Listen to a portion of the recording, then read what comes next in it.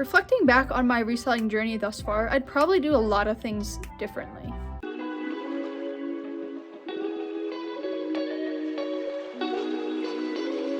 Hello everyone and welcome back to my channel, or if you're new here, hi, my name is Nicole and I am a part-time reseller on Poshmark.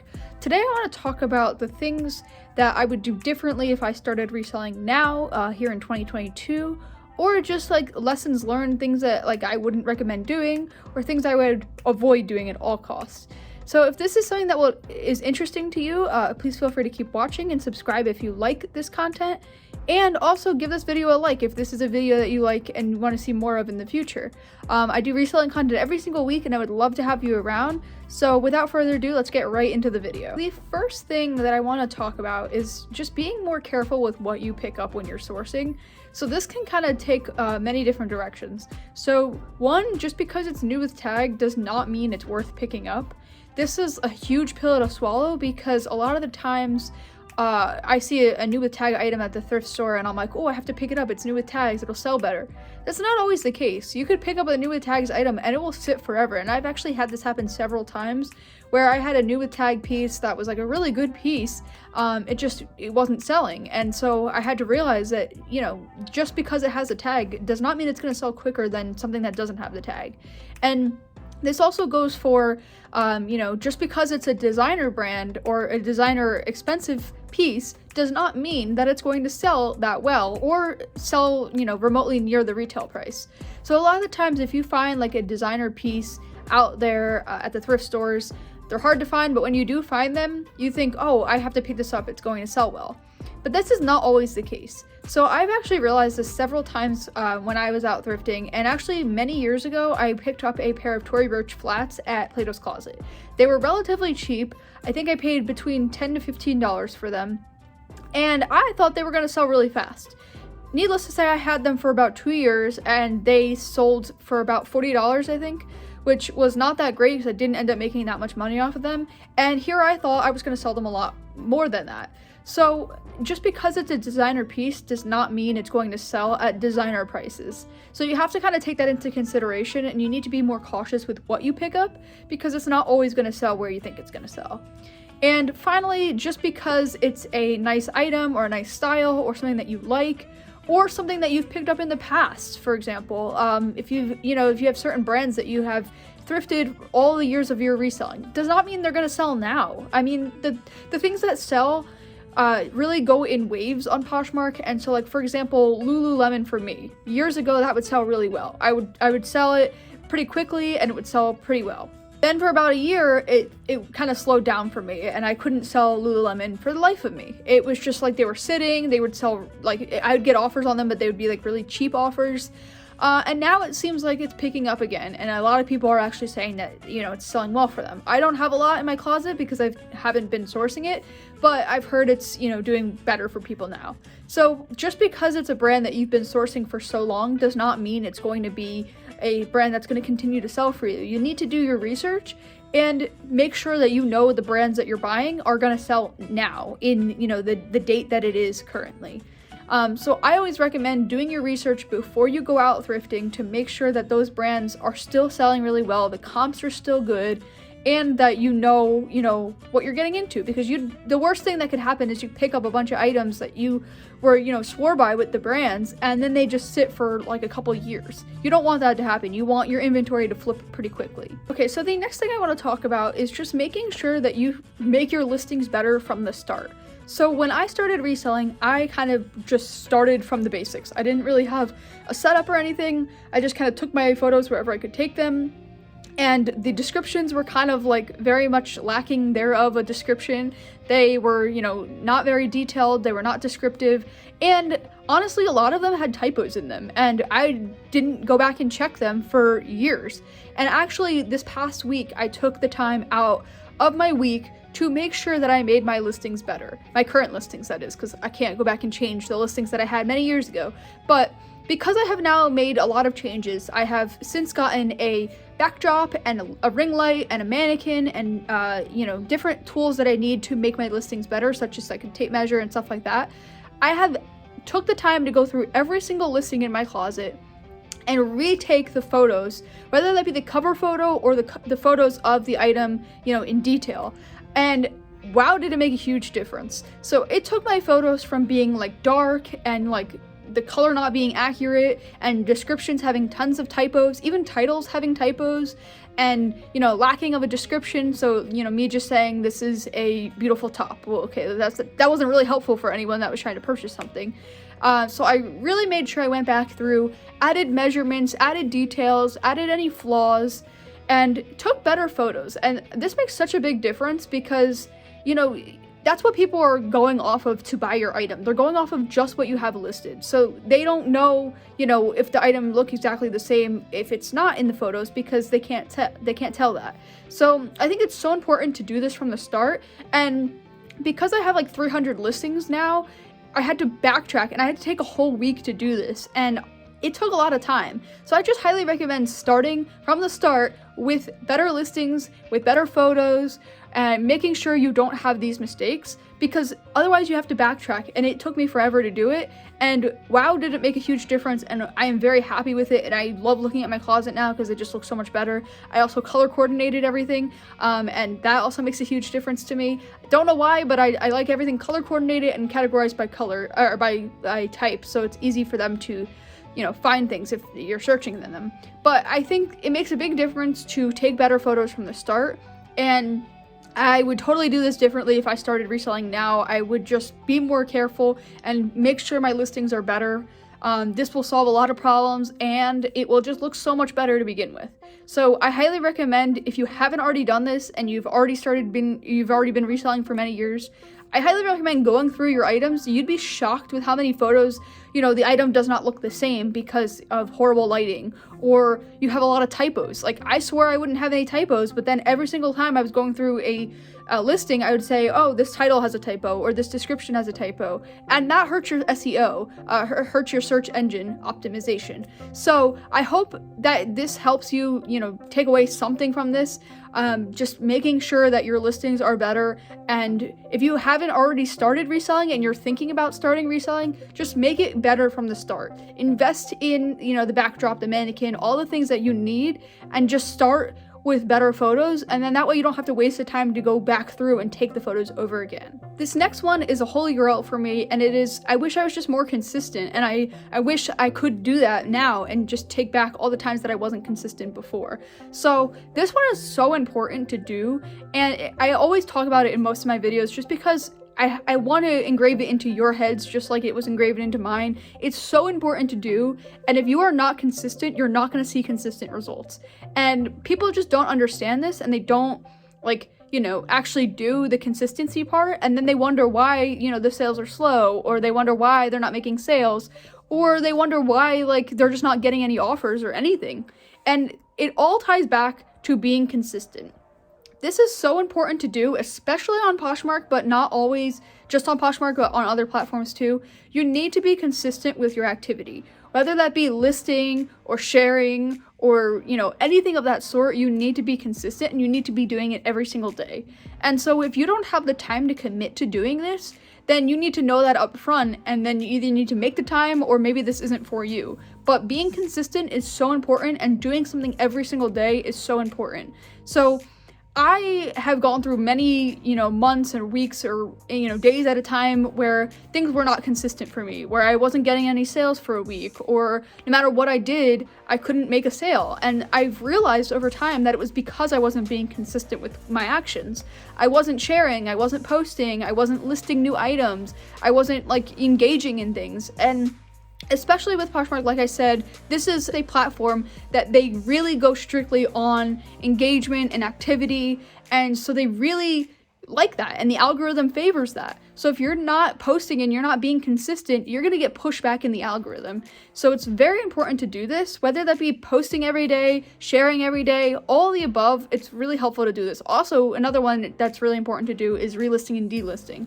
So a way that helps me be more consistent is using my VA. I use Posture VA, and this is helpful because it can share for me all day when I don't have time, when I'm out and about, or it can relist and delist for me every day to make sure I'm getting rid of those stale items. And it will also follow for me, which again, following is really important. It doesn't really get talked about enough, but it's very important to do. But I wish I was more consistent from the start, because then I would have saw more consistent sales over time, and I wouldn't have to fight every single time that things got slow to then pick things back up, because I was just being consistent from the start. So that is definitely something I would have changed, is just being more consistent and staying with it. Next one I would do differently is something I kind of touched on in one of the previous tips, but it's just to don't pick something up just because you like it. Everyone has a different style, everyone has a different taste, and no one is going to love an item as much as you are going to love an item, or no one's going to love a personal item that you wore in your closet as much as you did. And so I've had to, learn this the hard way, where when I first started thrifting, I would pick up pieces that like I liked, because I was like, well, if I like it, somebody else is going to like it. But that's not always the case. And I think it's so important to remember that everyone has a different style, everyone has a different taste, and what you like, maybe somebody else doesn't like. And so you can't shop just based on what you like, because that's kind of narrowing down your, customers. So it's very important to kind of shop what's trending, because that is what people like. And you don't always have to just do what's trending. You can shop other items as well, which I highly recommend doing. If you see a style or a piece that you think looks expensive or is expensive, and you think it has potential to sell really well, look up the comps, see if it actually would, and then you could pick it up.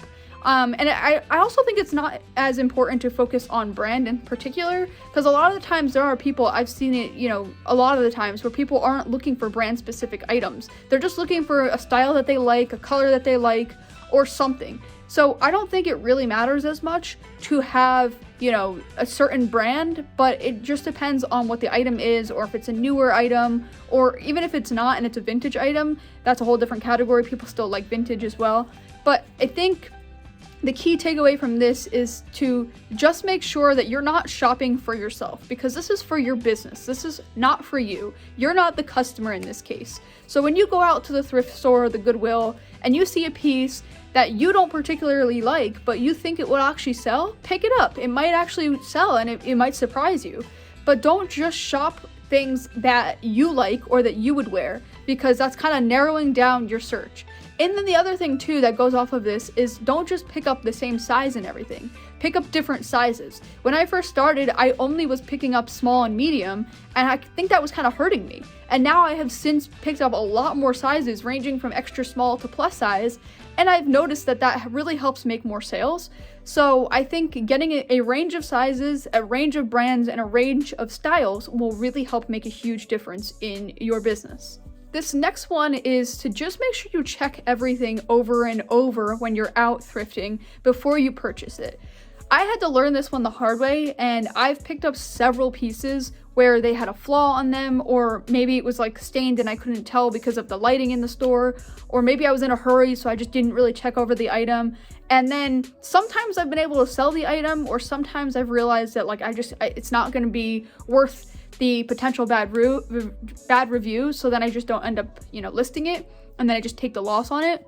So it's very important to check each item more carefully.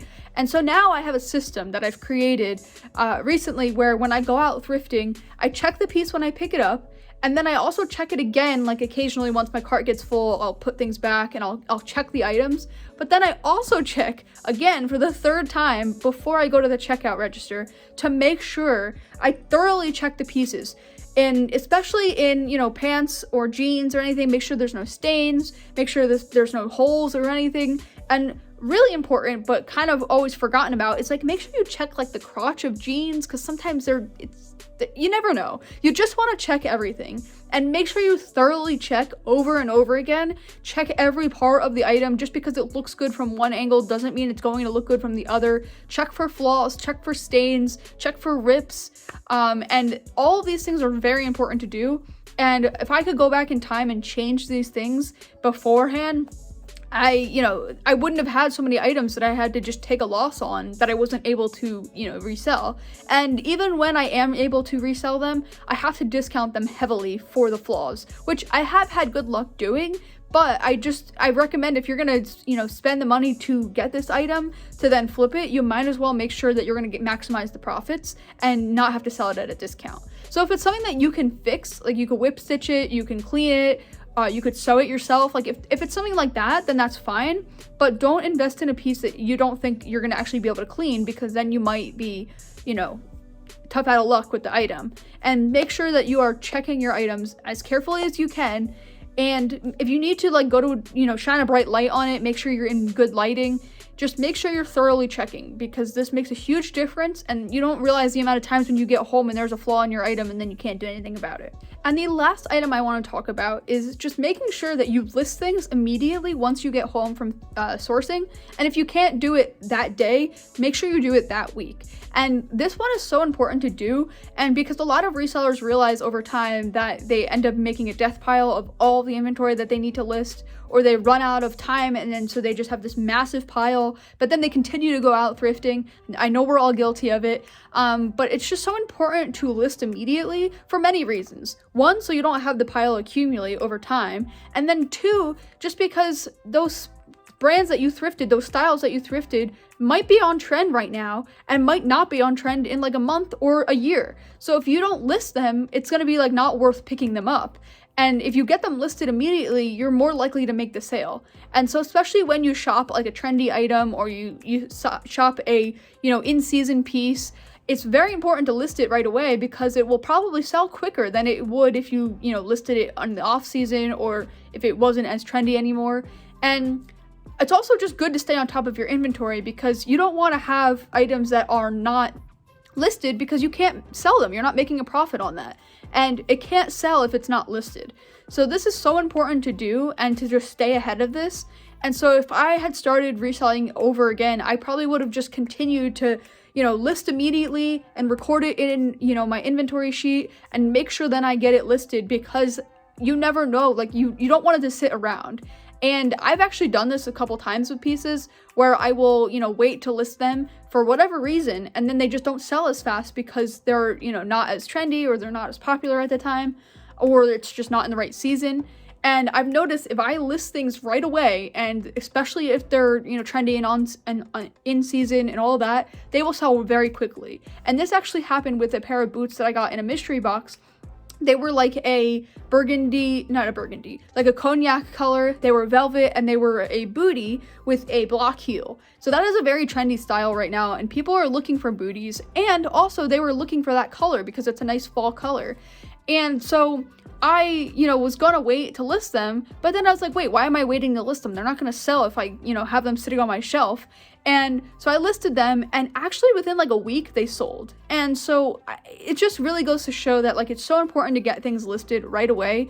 And the longer you wait, the more of a death pile you're gonna have, and the more it's just gonna become more unmanageable to manage all your inventory. So these are the things that I would do differently if I started reselling now in 2022, and also the things that maybe you should avoid doing if you are starting out now reselling, or if you've been a reseller for a while and now you're just, wanting to make some changes. These are things that I would change and do differently to ensure, more success.